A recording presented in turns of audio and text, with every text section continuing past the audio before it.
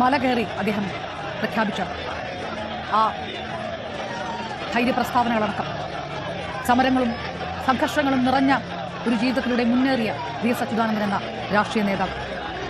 അതിൽ ഐക്യ കേരളത്തിന് വേണ്ടി നടത്തിയ പ്രക്ഷോഭങ്ങൾ വരും, ആലപ്പുഴ ജില്ല രൂപീകരിക്കുന്നതിന് വേണ്ടി നടത്തിയ സമരങ്ങൾ വരും, ജനങ്ങളുടെ മണ്ണ് സംരക്ഷിക്കാൻ, നാടിന്റെ കാടും മലയും പുഴയും ഒക്കെ വീണ്ടെടുക്കാൻ, പലപ്പോഴും സ്ത്രീകൾക്ക് സുരക്ഷിത ജീവിതം സാധ്യമാക്കാൻ, പ്രതിപട്ടികയിൽ പേരുവരികയും പല സ്വാധീനങ്ങളാൽ സംരക്ഷിക്കപ്പെടുകയും ചെയ്യുന്നവരൊക്കെ അരിഞ്ഞു വീഴ്ത്തി നിയമത്തിന് മുന്നിൽ കൊണ്ടുവരാൻ, തൊഴിലാളികളുടെ അവകാശങ്ങൾ നേടിയെടുക്കാൻ, അങ്ങനെ എല്ലാ പ്രക്ഷോഭങ്ങളുടെയും ഒരു കാലഘട്ടത്തിൽ വി.എസ്. എന്ന ആ മനുഷ്യന്റെ നിഴലും വെളിച്ചവും നിറഞ്ഞു നിന്ന ആ സ്മരണ മലയാളി മറക്കുന്നു. ആ സാന്നിധ്യത്തിൽ നിന്ന് ഊർജം ഉൾക്കൊണ്ടാണ് അവകാശ പോരാട്ടങ്ങളിലേക്ക് പലരും പിന്നീട് കടക്കാൻ. ലാൽ സലാം സഖാവെ എന്നുറച്ച് വിളിച്ചു പറയാൻ ജനക്കൂട്ടം ഒഴുകുകയാണ്. AKG പഠന കേന്ദ്രത്തിലാണിപ്പോൾ അദ്ദേഹം അന്തിയുറങ്ങുന്നത്. നാളെ ഉച്ചയ്ക്ക് ആലപ്പുഴയിലേക്ക് ഭൗതികദേഹം കൊണ്ടുപോകും. വിലാപയാത്രയായിട്ടാണ് നാളെ ആലപ്പുഴയിലേക്ക് കൊണ്ടുപോകുക. ഇന്ന് രാത്രിയോടെ മകന്റെ തിരുവനന്തപുരത്തെ വീട്ടിലേക്ക് അദ്ദേഹത്തിന്റെ ഭൗതികദേഹം കൊണ്ടുപോകും. നാളെ രാവിലെ 9 മണിക്ക് ദർബാർ ഹോളിൽ പൊതുദർശനത്തിന് ശേഷം വിലാപയാത്രയായിട്ടാണ് ആലപ്പുഴയിലെ വീട്ടിലേക്ക് കൊണ്ടുപോകുക. ബുധനാഴ്ച രാവിലെ ജില്ലാ കമ്മിറ്റി ഓഫീസിൽ പൊതുദർശനം ഉണ്ടാകും. അതിനുശേഷം ഉച്ചയ്ക്കാണ് ആലപ്പുഴ വലിയ ചുടുകാട്ടിൽ സംസ്കാരം. കിരൺ ബാബു ചേരുന്നു നമുക്കൊപ്പം AKG പഠന കേന്ദ്രത്തിൽ നിന്ന്. കിരൺ, ഇത് എത്രത്തോളം വൈകാരികമായിട്ടുള്ള ഒരു രംഗങ്ങളാണ് എന്ന് പറയാൻ വയ്യ. ഇങ്ങനെ രാഷ്ട്രീയ കേരളം വിട ചൊല്ലിയിട്ടുള്ള ചുരുക്കം സമയങ്ങളേ ഉള്ളൂ.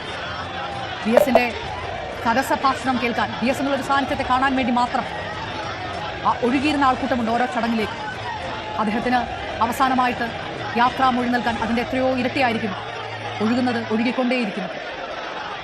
എത്രത്തോളം വൈകാരികപരമായ കൂടിയാണ് കിരൺ അവിടെ നിന്നുള്ള രംഗങ്ങൾ? അത്യന്തം വൈകാരികമായ രംഗങ്ങളാണ് AKG പഠന കേന്ദ്രത്തിൽ. രാഷ്ട്രീയ ജീവിതത്തിലെ ഏറ്റവും വലിയ നാഴികക്കല്ലായി മാറി.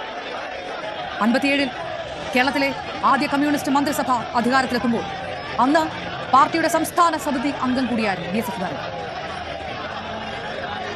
65 വരെ അദ്ദേഹം തെരഞ്ഞെടുപ്പ് രംഗത്തിലേക്ക് കടന്നു വന്നിട്ടുണ്ട്. ഒരുപക്ഷെ ഇന്നത്തെ രാഷ്ട്രീയ ജീവിതങ്ങൾക്ക് പരിചിതമില്ലാത്ത ഒരു പാത കൂടിയായിരിക്കും അത്. 66 ശേഷം വി.എസ്. അച്യുതാനന്ദന് മറ്റൊരു മുഖം കൂടിയാണ് കേരളം കൊടുത്തത്. വിട്ടുവീഴ്ചകളില്ലാത്ത പാർട്ടിയുടെ കാർക്കശ്യ നിലപാടുകളെ പോലും മറികടക്കുന്നു. ജനങ്ങൾക്കൊപ്പം ഏത് ശക്തനായി മാറി. 2001-ൽ CPM-ന്റെ എല്ലാ കാലത്തെയും ഉറച്ച കോട്ടയെന്ന് വിശേഷിപ്പിക്കുന്ന പാലക്കാട് മലമ്പുഴയിൽ വി.എസ്. ജനവിധി തേടി. അതുവരെ ഇടതുപക്ഷത്തിന് എല്ലാ കാലത്തും 5 അക്കത്തിന് മുകളിൽ ഭൂരിപക്ഷം ഉണ്ടായിരുന്ന മണ്ഡലമാണ്. പക്ഷേ വി.എസിന്റെ ഭൂരിപക്ഷം 4703 എന്ന സംഖ്യയിൽ ഒതുങ്ങുന്ന കാഴ്ചയിൽ രാഷ്ട്രീയ കേരളം ചെറിയ വിവാദങ്ങളല്ല അന്നും ഉയർന്നു.